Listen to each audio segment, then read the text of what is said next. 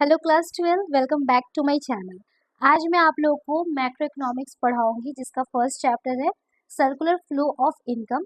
तो चलिए without wasting any time video को स्टार्ट करते हैं। Let's get starting. तो आज मैं आप लोगों को मैक्रो इकोनॉमिक्स का फर्स्ट चैप्टर स्टार्ट करूंगी जिसका नाम है सर्कुलर फ्लो ऑफ इनकम। इसमें आपको टोटल 5 टॉपिक पढ़ने हैं। तो यहाँ पे meaning of macro economics, circular flow of income, stock and flow, types of circular flow in the simple economic जिसको हम लोग बोलते हैं टू सेक्टर इकोनॉमिक। तो चलिए इसको हम लोग देखते हैं। सबसे पहले हम लोग मीनिंग को समझेंगे, मीनिंग ऑफ मैक्रो इकोनॉमिक्स। तो सबसे पहले हम लोग जान लेंगे मैक्रो। आप लोगों ने 11 में माइक्रो पढ़ा था और अब मैक्रो पढ़ा। तो 11 में आप लोगों ने इंडिविजुअल लेवल पे पढ़ा था, छोटे लेवल पे पढ़ा था, उसको हम लोग माइक्रो कहते हैं। और मैक्रो का जनरली जो मीनिंग होता है वो होता है लार्ज। तो यहाँ पे देखते हैं macro economics is that part of economic theory which studies the behaviour of aggregates of total economic as whole. अब यहाँ पे ध्यान दीजिएगा कि मैक्रो का मतलब होता है लार्ज, ठीक है। और ये लार्ज जो है, ये मैक्रो का वर्ड ग्रीक लैंग्वेज से लिया गया, जिसमें हम लोग देखेंगे कि मैक्रो इकोनॉमिक्स में कुछ ऐसी थ्योरी को हम लोग स्टडी करते हैं जो एग्रीगेट्स में होता है। एग्रीगेट का मतलब होता है टोटल, इन टोटल, ठीक है। पूरे टोटल में होता है और कहाँ, पूरे इकोनॉमी में। तो ठीक है, कोई भी चीज को हम लोग टोटल में पढ़ेंगे और एज अ होल इकोनॉमी का बात करेंगे तो वहाँ पे मैक्रो इकोनॉमिक्स आ जाएगा।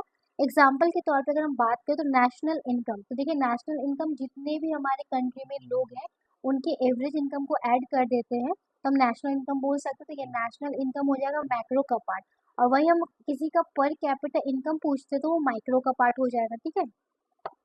एग्रीगेट आउटपुट मतलब हमारे इकोनॉमी में टोटल कितना आउटपुट जनरेट हुआ है। एग्रीगेट कंजम्पशन, टोटल कितना कंजम्पशन किया गया बाय द कंज्यूमर।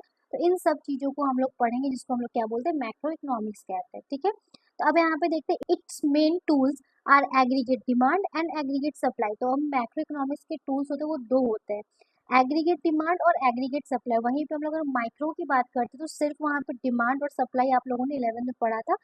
अब 12th में डिमांड सप्लाई तो सेम है लेकिन ये एग्रीगेट में पढ़ेंगे, मतलब टोटल में पढ़ेंगे कि हमारे इकोनॉमी में टोटल डिमांड कितना हो रहा है और टोटल सप्लाई कितना हो रहा है। क्लियर है। It helps to understand the working of an economic system as well as to explain various macroeconomics paradoxes। तो ये देखिए हमको एक तो इकोनॉमी को समझने में आसानी होता है मैक्रो इकोनॉमिक्स के थ्रू, और हम यहाँ पे बहुत सारे पैराडॉक्स होते हैं मैक्रो इकोनॉमिक्स, तो उसको भी हम लोग समझ सकते हैं। तो ये था meaning of macro economics. First topic आपका यहाँ पे कंप्लीट हुआ। सेकेंड टॉपिक है सर्कुलर फ्लो ऑफ इनकम। तो ये क्या होता है, इनकम का फ्लो होना। और इनकम कहाँ से फ्लो होगा, जब प्रोडक्शन होगा तो यहाँ पे इनकम का भी फ्लो होगा। तो हम लोग इसको समझ लेते हैं इजी लैंग्वेज में। It refers to cycle of generations of income in the production process, its distribution among the factors of production and finally its circulations from household to firm in the form of consumption expenditure on goods and service produce। तो यहाँ पे ध्यान दीजिएगा, बहुत easy चीज है यहाँ पे कि जब भी हम प्रोडक्शन करते हैं तो प्रोडक्शन के लिए हमको चाहिए फैक्टर ऑफ प्रोडक्शन, ठीक है। फैक्टर ऑफ प्रोडक्शन में क्या होता है, लैंड होता है, लेबर होता है, कैपिटल होता है और इंटरप्राइज होता है, ठीक है। तो ये चारों को जोड़ के हम लोग प्रोडक्शन करते हैं। तो ये चारों को हम कहाँ से लेंगे, हाउस होल्ड से लेंगे और इसके बदले हम लोग उनको फैक्टर ऑफ पेमेंट करेंगे, ठीक है। और जब factor of payment house hold के पास जाएगा वही पैसे को फिर से वो लोग क्या करेंगे, अपने कंजम्पशन पे एक्सपेंडिचर करेंगे। तो कहीं ना कहीं पैसा क्या हो रहा है, घूम रहा है। प्रोडक्शन से पैसा जनरेट हुआ as a factor of payment, या आप इसको फैक्टर ऑफ इनकम कह सकते हैं। जैसे लैंड का रेंट हो गया, लेबर का वेजेस हो गया, कैपिटल का इंटरेस्ट हो गया और इंटरप्राइज का प्रॉफिट हो गया। तो ये सारा हाउस होल्ड के पास जाता है as a factor of income. और यही पैसा जब उनके पास जाता है तो वो अपने नीड को कंप्लीट करते, नीड को फुलफिल करते हैं, कंजम्पशन पे खर्चा करते हैं। तो फिर वो पैसा फर्म के पास जाता है। तो मतलब एक बार फर्म से हाउस होल्ड के पास जा रहा है, फिर हाउस होल्ड से फर्म के पास जा रहा है, जिसको हम लोग क्या बोलते हैं, सर्कुलर फ्लो ऑफ इनकम। इसके अंदर आपको 3 फेज पढ़ने। Phase of circular flow of income में there are 3 different phases in circular flow of income. तो देखिए यहाँ पे आप ये डायग्राम देख सकते हैं, यहाँ पे 3 फेज में डायग्राम में दिखाया गया। पहले फेज को हम लोग बोलेंगे जनरेशन फेज, मतलब यहाँ पे पैसा जनरेट किया जा रहा है। कैसे, अगर हमको प्रोडक्शन करना, वही सेम बात है, हमको फैक्टर ऑफ प्रोडक्शन चाहिए, लैंड, लेबर, कैपिटल, इंटरप्राइज यहाँ पे लगेगा। तो देखिए यहाँ पे लिखा है इन this phase firm produce goods and service with the help of factor service. Factor service वही होता है लैंड, लेबर कैपिटल और इंटरप्राइज। तो यहाँ पे पैसा जनरेट किया जाएगा, फिर इसका यूज करके जब भी प्रोडक्शन होगा तो सेकेंड फेज में इसका पेमेंट किया जाएगा, जिसको हम लोग बोलते हैं फैक्टर ऑफ पेमेंट। अगर ये कर रहा है पेमेंट तो उसके लिए फैक्टर ऑफ पेमेंट होगा, और ये रिसीव कर रहा है उसके लिए हो जाएगा factor of income second phase में। In this phase involve the flow of factor income from firm to household. Firm ने जो फैक्टर लेके प्रोडक्शन किया उसके बदले ये जो पैसा दिया, इनका ये फैक्टर ऑफ इनकम है, और यही इसको बोलते हैं डिस्ट्रीब्यूशन फेज। ठीक है, फिर जैसे इनके पास पैसा है तो ये पैसे को उन्होंने अपने कंजम्पशन पे एक्सपेंडिचर कर दिया, तो उसको बोलते हैं एक्सपेंडिचर फेज, या फिर उसको बोलते हैं डिस्पोजिशन फेज या एक्सपेंडिचर फेज, दोनों नाम से हम इसको जानते हैं। इन this phase the income received by factor of production, जो भी इनकम मिला फैक्टर ऑफ प्रोडक्शन से, it is spend on goods and service produced by firm. Firm के थ्रू जो भी गुड्स एंड सर्विस को प्रोड्यूस किया जा रहा है वो हाउस होल्ड परचेज करते कैसे, जब उनके पास इनकम होता है। तो कहीं ना कहीं हमारे इकोनॉमी में पैसा इसी तरीके से घूमते हैं, इसी को हम लोग क्या बोलते हैं, सर्कुलर फ्लो ऑफ इनकम बोलते हैं। तो यहाँ पे प्रोडक्शन हुआ इनकम का, जनरेशन ऑफ इनकम, फिर यहाँ पे डिस्ट्रीब्यूशन हुआ, और यहाँ पे फिर क्या हो गया, डिस्पोजिशन हो गया, मतलब खर्चा हो गया। तो ये हो गया सर्कुलर फ्लो ऑफ इनकम का three phase. In this way income generated in production units reaches back to production units and makes the circular flow complete. तो इसका मतलब ये है कि यहीं से शुरू हुआ और यहीं पे खत्म हो गया, तो ये एक साइकिल को जनरेट कर रहा है, एक फ्लो को जनरेट कर रहा है। तो यहाँ पे ये कंप्लीट हो गया सेकेंड टॉपिक। अब थर्ड टॉपिक पे हम बात करेंगे जिसको हम लोग बोलते हैं स्टॉक एंड फ्लो। बहुत आसान सा चीज है ये। स्टॉक मतलब कोई चीज रुका हुआ है, फ्लो मतलब कोई चीज फ्लो हो रहा है, बह रहा है। और स्टॉक को हम लोग पता करते हैं एग्जैक्ट पॉइंट ऑफ टाइम बोलते हैं, और ये ओवर द पीरियड होता है। तो उसके डेफिनेशन को पढ़ लेते हैं। Stock stock variables refers to that variables which is measured at a particular point of time। मतलब कि अभी इस टाइम आपके पॉकेट में कितना पैसा है अगर हम पूछते हैं तो ये आपके लिए स्टॉक हो जाएगा। लेकिन वही हम बोलेंगे पूरे मंथ में आपके पास कितने पैसे थे, तो वो आपका फ्लो कॉन्सेप्ट हो जाएगा, क्योंकि हम वहाँ पे कोई एग्जैक्ट पॉइंट नहीं पूछ रहे, ओवर द पीरियड पूछेंगे। जैसे एग्जाम्पल के तौर पे आपको कुछ एग्जाम्पल्स यहाँ पे पता होना चाहिए। नेशनल वेल्थ हो गया, नेशनल कैपिटल हो गया, मनी सप्लाई हो गया। तो ये सारे आपके क्या हो गए, स्टॉक के कॉन्सेप्ट हो गए। ठीक है, जो कि एक पर्टिकुलर टाइम पे डेट पे पूछा जा रहा है। अगर पूछा जाए कि 31 जनवरी को गोडाउन में कितने गुड्स पड़े हुए हैं, जो अनसोल्ड गुड्स पड़े हुए, तो उसको आप बोलेंगे स्टॉक कॉन्सेप्ट। ठीक है, और फ्लो में हम लोग देखेंगे तो flow variables refers to that variables which is measured over a period of time. मतलब पूरे ओवर ऑफ पीरियड का बात होगा, पूरे महीने का, पूरे सप्ताह का, पूरे दिन का। इस तरीके से कोई एक समय या कोई निश्चित टाइम निर्धारित नहीं होता है। ये हम पूरे साल का भी पूछ सकते हैं, उसको हम लोग क्या बोलते हैं, फ्लो कॉन्सेप्ट बोलते हैं। जैसे नंबर ऑफ बर्थ्स ड्यूरिंग 2023। तो अब देखिए 2023 में कितने बर्थ हुए हैं, बच्चों का कितना जन्म हुआ, वो पूछ रहे हैं। और इसी में अगर कोई मंथ या कोई डेट डाल दे एग्जैक्टली, तो उसको हम लोग फिर स्टॉक कॉन्सेप्ट बोलेंगे। और अगर पूरे साल का पूछ रहा है तो हम उसको क्या बोलेंगे, फ्लो बोलेंगे। नेशनल इनकम, तो नेशनल इनकम भी फ्लो है, जो कि चेंजेबल होता है। पूरे साल का अगर नेशनल इनकम पूछे तो ये भी फ्लो कॉन्सेप्ट हो जाएगा। ठीक है, अब हम लोग देखेंगे टाइप ऑफ सर्कुलर फ्लो। तो जो फ्लो होता है सर्कुलर, हम लोग जिसको हम लोग पढ़ेंगे, तो वो फ्लो दो टाइप का होता है। एक रियल फ्लो होता है और एक मनी फ्लो होता है। रियल फ्लो का मतलब होता है कि गुड्स एंड सर्विस का फ्लो होना। जैसे यहाँ पे देखिए, आपको ये डायग्राम समझ में आएगा। जैसे फर्म को प्रोडक्शन करना है तो फर्म को चाहिए क्या, गुड्स सर्विस चाहिए, फैक्टर ऑफ सर्विस चाहिए, फैक्टर ऑफ प्रोडक्शन चाहिए। तो वो यहाँ से क्या करेगा, हाउस होल्ड से लेगा और अपने फर्म में उसको इंगेज करके प्रोडक्शन करेगा। और फिर हाउस होल्ड क्या करता है, हाउस होल्ड को जब अपने नीड्स को फुलफिल करना होता है, गुड्स सर्विस का कंजम्पशन करना होता है, तो वो क्या करता है, फिर फर्म से इसको खरीदता है। तो गुड्स एंड सर्विस। तो रियल फ्लो का मतलब क्या होता है, जहाँ पे गुड्स और सर्विस का फ्लो, उसको हम लोग रियल फ्लो कहते हैं। ठीक है, देखिए real flow refers to the flow of factor services from household to firms and the corresponding flow of goods service from firm to household। Real flow का मतलब क्या है, जब फर्म प्रोडक्शन करता है तो हाउस होल्ड से फैक्टर ऑफ सर्विस लेता है, और फिर वही प्रोडक्शन के बाद फिर फर्म हाउस को सेल कर देता है, तो गुड्स का ये क्या हो रहा है, फ्लो हो रहा है। It is also known as physical flow. Physical flow, goods जब भी इधर उधर जाएगा, सर्विस जाएगा, तो उसको फिजिकल फ्लो बोलेंगे, तो उसको आप याद रखिएगा। There is only exchange of goods and service between the two sectors without involvement of any money। तो यहाँ पे देखिए अभी तक हम लोगों ने मनी का बात नहीं किया है, हम सिर्फ गुड्स और सर्विस का बात करते, तो यहाँ पे गुड्स एंड सर्विस फ्लो होगा, मनी फ्लो का भी बात नहीं हो रहा है। Real flow determines the magnitude of growth process in an economic. तो देखिए रियल फ्लो से हम लोग ये पता कर सकते हैं कि किसी इकोनॉमी में कितना डेवलपमेंट हो रहा है कि नहीं, क्योंकि जितना गुड्स एंड सर्विस प्रोड्यूस होगा, जितना गुड्स एंड सर्विस कंजम्पशन होगा, वो देश उतना ही ज़्यादा आगे बढ़ेगा, इकोनॉमिक उसकी जो भी ग्रोथ होगी वो अच्छी होगी। तो ये हो गया हमारे पास रियल फ्लो। अब हम लोग बात करते हैं मनी फ्लो के बारे में। तो मनी फ्लो मतलब पैसे का फ्लो। जब पैसे का फ्लो हाउस होल्ड से फर्म, फर्म से हाउस होल्ड, इस तरीके से होगा तो उसको हम लोग बोलेंगे मनी फ्लो। ठीक है, तो ध्यान दीजिएगा यहाँ पे। Money flow refers to flow of factor payment from firms to household. देखिए जब फर्म ने हाउस होल्ड से फैक्टर ऑफ सर्विस लिया था, उसके बदले वो रियल फ्लो हो गया, उसके बदले उसने फैक्टर ऑफ पेमेंट दे दिया, तो वो क्या हो गया, मनी फ्लो हो गया। For the factor service and corresponding flow of consumption expenditure from the household to firm for purchase of goods and services produced by the firm। तो देखिए जैसे फर्म से हाउस होल्ड के पास फैक्टर ऑफ पेमेंट आ गया, जिसको हम लोग factor of income भी कहते हैं, और वही फैक्टर ऑफ इनकम का वो यूज करते हैं फिर से गुड्स को खरीदने में।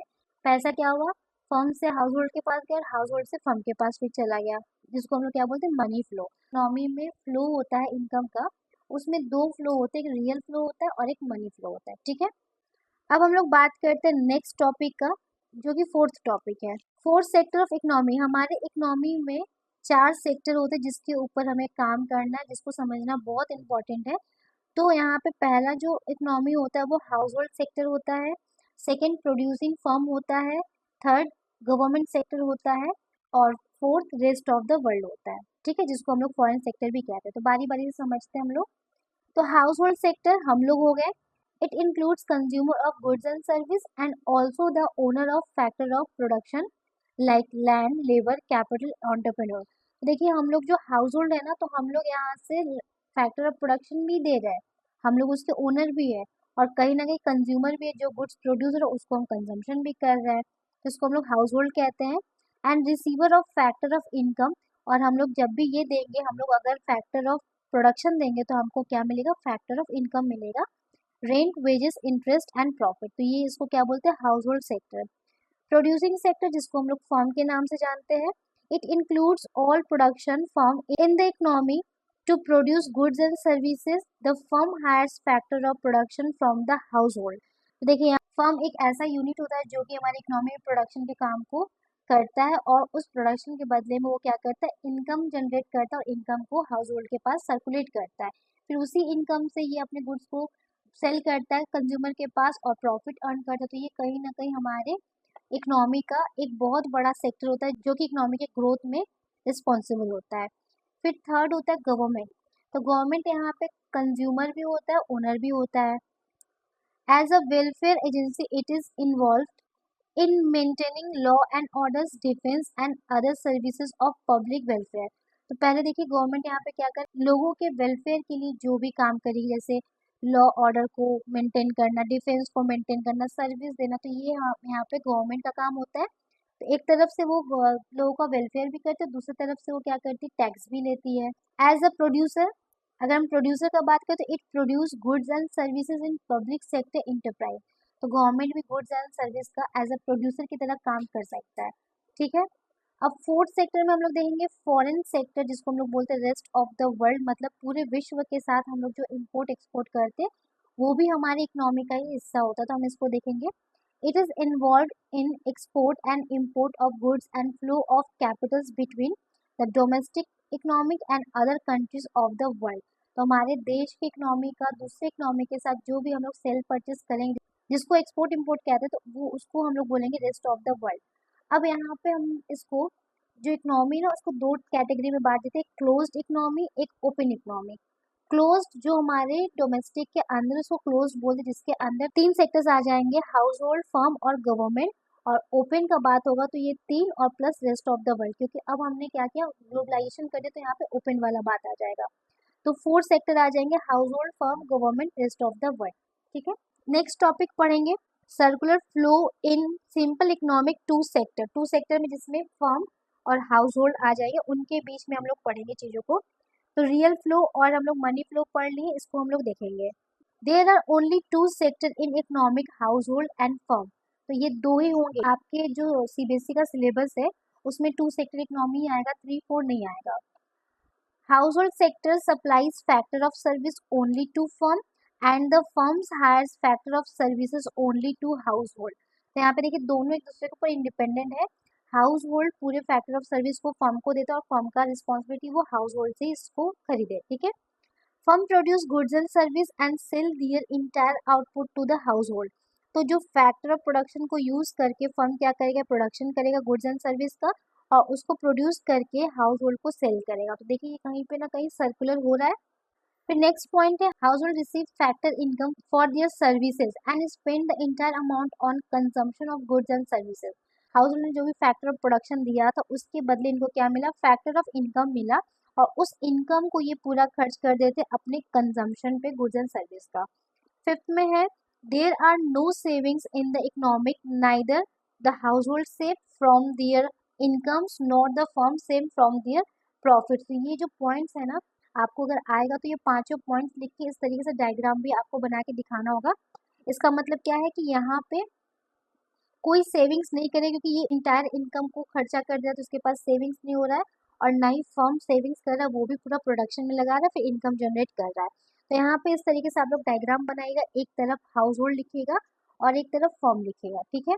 तो हम यहाँ पे पहले देखते हैं कि फर्म को प्रोडक्शन करने के लिए क्या चाहिए, फैक्टर ऑफ सर्विस चाहिए. तो ये देखिए फैक्टर ऑफ सर्विस यहाँ की तरफ मूव कर रहा है जिसको हम लोग लिखेंगे factor of service land labour capital enterprise. ठीक है. और इसके बदले फर्म इनको पेमेंट करे जिसको फैक्टर ऑफ पेमेंट कहते हैं, क्या, rent wages interest and profit.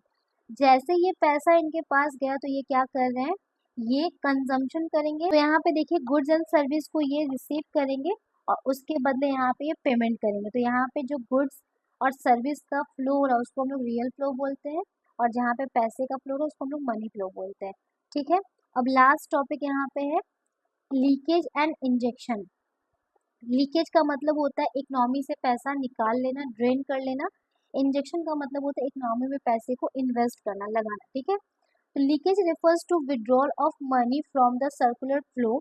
When household and firms save a part of their incomes, it leads to leakage from the circular flow of income. तो जब यहाँ पे तो देखिए कोई सेविंग्स हो नहीं रहा है लेकिन जब सेविंग्स करेंगे ये लोग तो यहाँ पे लीकेज होना शुरू हो जाएगा. तो कुछ एग्जांपल्स इसको देख लीजिए. Two sector economic with financial market, मतलब फाइनेंशियल मार्केट का मतलब बैंक अगर होगा तो वहाँ पे सेविंग्स होगा, सेविंग्स होगा तो यहाँ पे क्या होगा, लीकेज होगा. ठीक है. और वहीं पे अगर विदाउट फाइनेंशियल मार्केट होता तो कोई लीकेज नहीं होता क्योंकि इकोनॉमी में पैसा घूम रहा है. थ्री सेक्टर इकोनॉमी का बात करें इसमें फर्म हाउस होल्ड गवर्नमेंट तीनों आते हैं तो उसमें देखिए सेविंग्स भी होगा और गवर्नमेंट यहाँ पे क्या करते हैं, टैक्स ले लेते हैं. तो टैक्स भी कहीं ना कहीं इकोनॉमी से लीकेज हो जाता है, निकल जाता है. और फोर्थ सेक्टर का बात करेंगे तो सेविंग्स होगा, टैक्स होगा और हम जो भी चीज़ों को इम्पोर्ट करते हैं, इम्पोर्ट करने से हमारी इकोनॉमी का पैसा दूसरे कंट्री में चला जाता है तो ये भी लीकेज हो जाता है. ठीक है. इंजेक्शन का ये लास्ट टॉपिक है, injection. It refers to the introduction of income into the circular flow when household and firm borrow money from the external sources like financial institution. So injection increases the flow of income. तो जितना economy में हम पैसे को introduce करेंगे उतना circular flow enhance होगा, बढ़ेगा. यहाँ पे देखेंगे two sector economic with financial market मतलब बैंक होगा. तो बैंक होगा वहीं से ना बोरोइंग करेंगे. यहाँ पे क्वेश्चन में लिखा था ना, यहाँ पे टॉपिक में लिखा था कि जब बोरो करते हैं तो पैसा और इकोनॉमी में आता है तो बैंक होगा तो बोरोइंग करेंगे तो इंजेक्शन होगा, इन्वेस्टमेंट होगा. लेकिन वही अगर बैंक नहीं होगा तो कोई भी इंजेक्शन नहीं होगा. थ्री सेक्टर में बात करेंगे तो देखिए इन्वेस्टमेंट होगा मतलब बोरोइंग मतलब इन्वेस्टमेंट हो रहा है और गवर्नमेंट एक्सपेंडिचर भी होगा. तो गवर्नमेंट एक्सपेंडिचर का मतलब होता है bridge banana, construction banana by the government, road को बनाना. तो यहाँ से ये एक्सपेंडिचर हो रहा है और इकोनॉमी में पैसा किसी का वो इनकम हो रहा है तो ये इंजेक्शन हो गया. ठीक है. और फोर्थ सेक्टर में हम लोग देखेंगे तो इन्वेस्टमेंट है ही, बोरोइंग जिसको कहते हैं, गवर्नमेंट का एक्सपेंडिचर और एक्सपोर्ट. जितना हम गुड्स को सेल करेंगे बाहर के देशों में उतना ज़्यादा इकोनॉमी में हमारे पैसा आएगा तो उसको इंजेक्शन कहते हैं. तो आई होप स्टूडेंट आज का टॉपिक आपको समझ में आया है. कोई भी टॉपिक में आपको कोई भी डाउट या कंफ्यूजन है तो प्लीज़ कमेंट सेक्शन में मेंशन करिएगा, उसको मैं कोशिश करूँगी आपको क्लियर करवा दूँ. आपके पास कोई भी राइटर का बुक है आप किसी भी बुक से पढ़िए, आप यहाँ से नोट्स भी बना सकते हैं. ठीक है. और अगर आप इस चैनल पे नए हैं तो चैनल को सब्सक्राइब कर लीजिए, बेल आइकन को प्रेस कर लीजिए ताकि सबसे पहले नोटिफिकेशन आपको मिले। और इस वीडियो को ज़्यादा से ज़्यादा आप अपने फ्रेंडों तक शेयर करिए। मिलते हैं नेक्स्ट वीडियो में नए चैप्टर के साथ। तब तक स्वस्थ रहिए, मस्त रहिए। Till then take care, bye bye.